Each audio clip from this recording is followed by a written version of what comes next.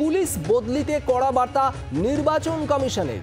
3 বছরের বেশি এক লোকসভায় কোনো আধিকারিক নয়।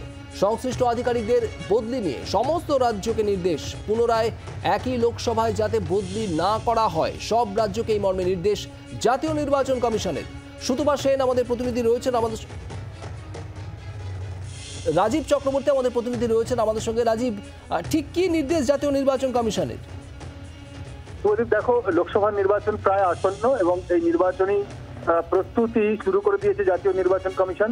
আর তারই অঙ্গ হিসেবে আজকে সমস্ত রাজ্যকে একটি নির্দেশ পাঠানো হয়েছে।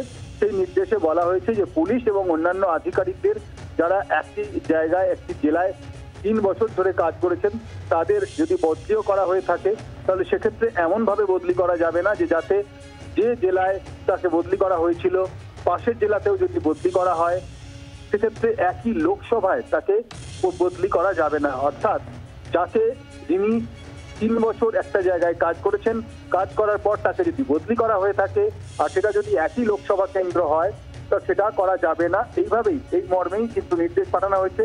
সমস্ত রাজ্যকে এই নির্দেশ পাঠিয়েছে আজকে জাতীয় নির্বাচন কমিশন। ধন্যবাদ রাজীব।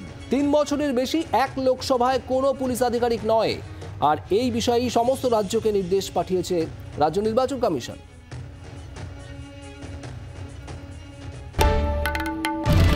বাংলার আওয়াজ, বাঙালির আবেগ, জি 24 ঘন্টা।